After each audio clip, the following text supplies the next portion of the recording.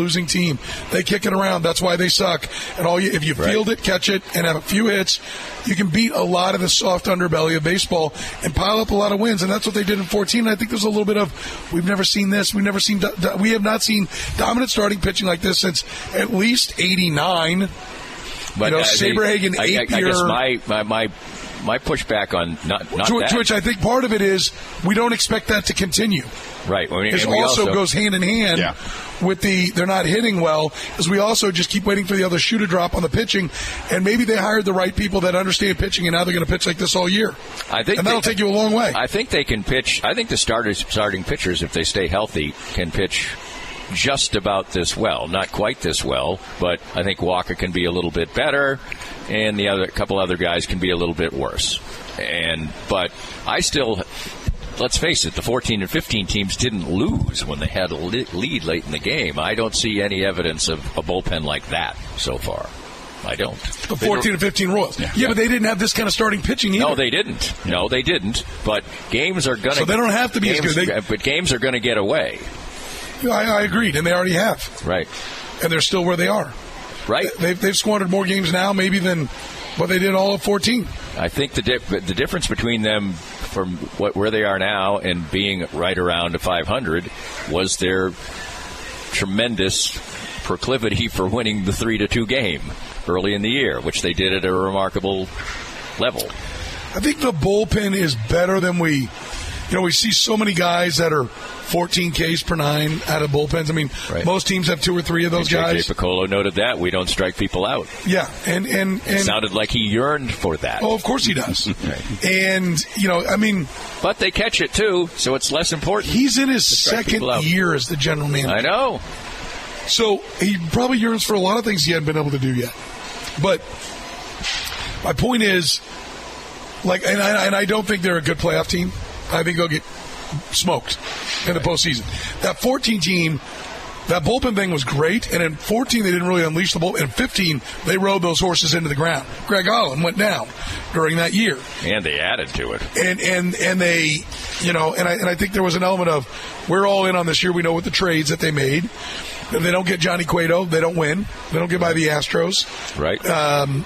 So I do think that this team, I think, if the starting pitching stays healthy, they're not going away, right? But when they get into the postseason and it's max effort everywhere and coming at you, they better get some really good starts to go deep, because you're right. When you get into a battle of bullpens and we're going to the pen because it's going to be a 2-1 game and we're going to the pen in the 6th because nobody's seeing a third time through, right, then they're in trouble.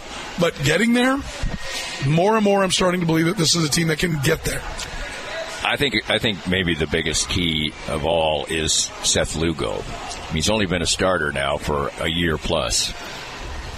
He seems like the most likely to have something go wrong. Bite your tongue. I will not accept that, not for 1 second. I'm not certainly hoping that it happens or anything. And it's very possible. We just don't know. I mean, he hasn't been a starter, but one would indicate that a career-long reliever who's pitching, he's going deep into games, so he's pitching he's pitching quite a few innings, so that when he gets to 150 innings or so, maybe he's got nothing left. I do think it's going to be interesting. What are they going to do if they start creeping up on that inning total quick? Right. Are they going to skip him?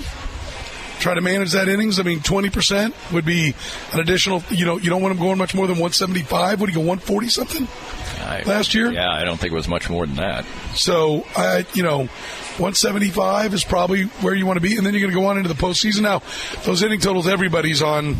Yeah, 146. 146. So, say, okay, we don't want to add more than 30 innings. We're at 176.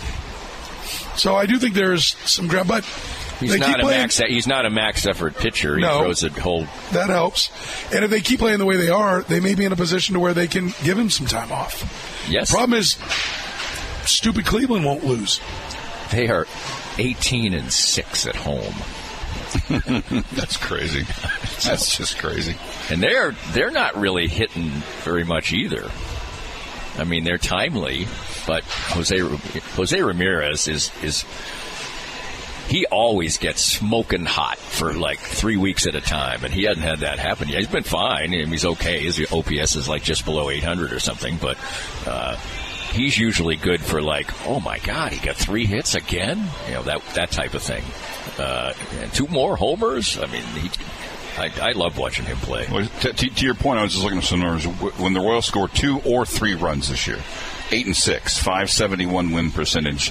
The second best team in baseball is the Mets at 500. The third best is the Yankees at 455. They're more than 100 points better than the third best team in baseball. And the midway point, the median in baseball is 313. Now that's not that high a sample size, so there is a lot of variance from game week to week. That's crazy. You mentioned the 3 or less. It was a 207 winning percentage. Yeah. So, but those games are played. They won them. They're in the barn.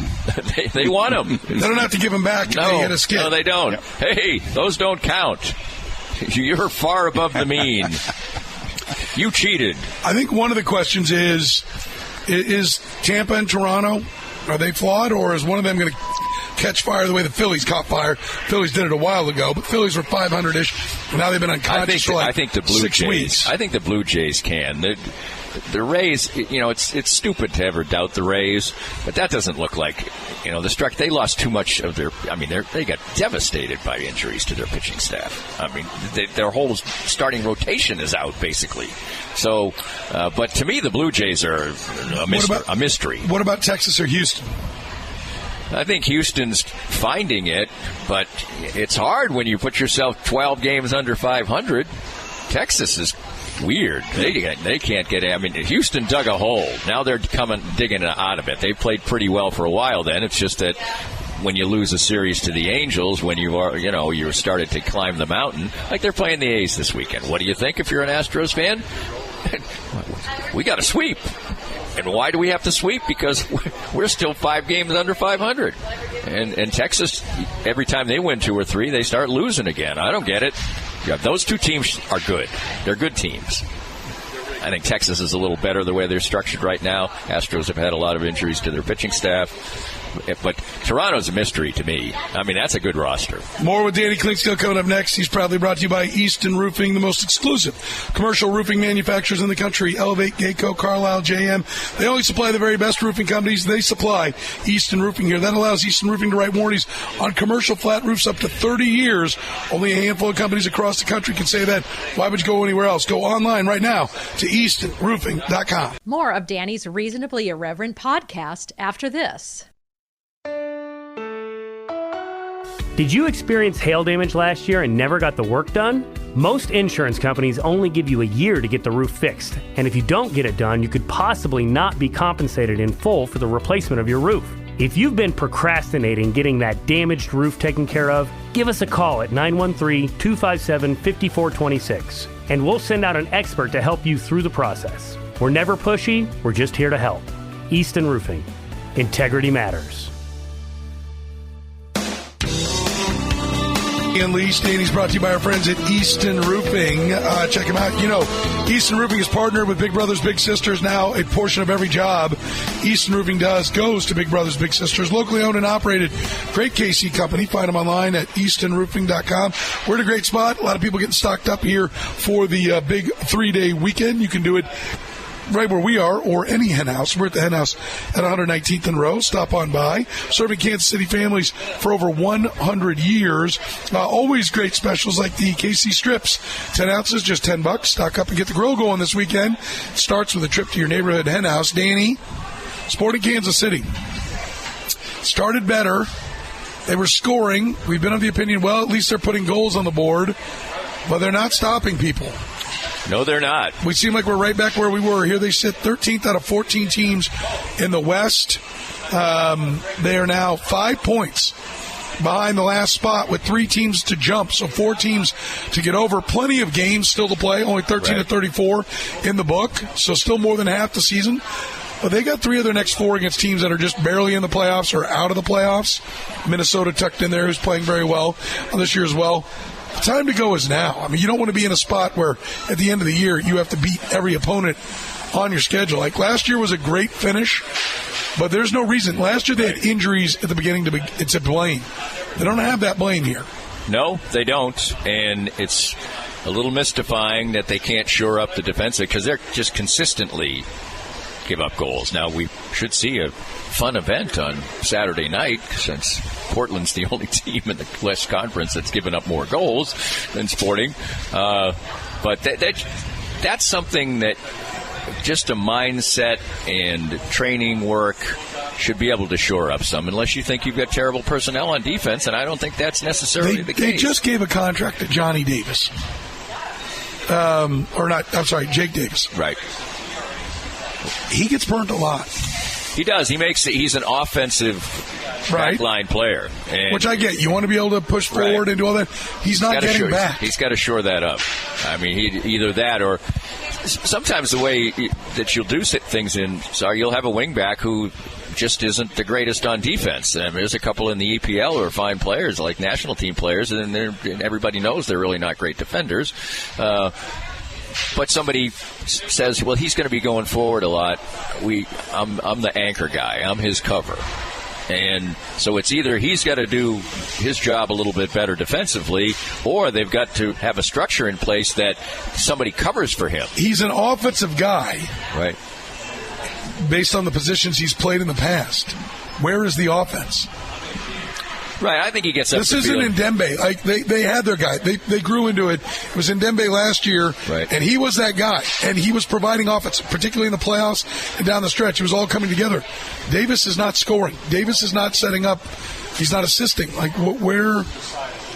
I see the talent there, and I see him create some things out there. But he does he's a negative player right now. When you're looking at, if they did plus minus, I can't imagine that he's not a minus player.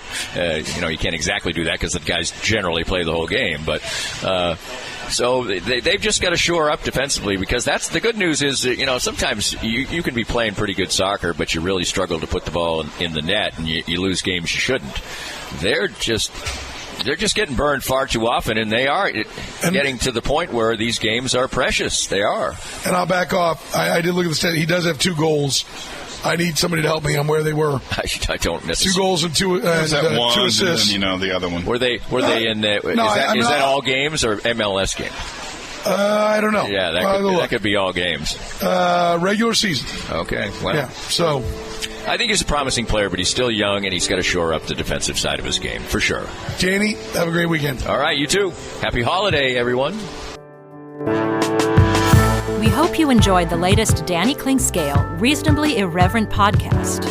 Come back soon for something fresh and new.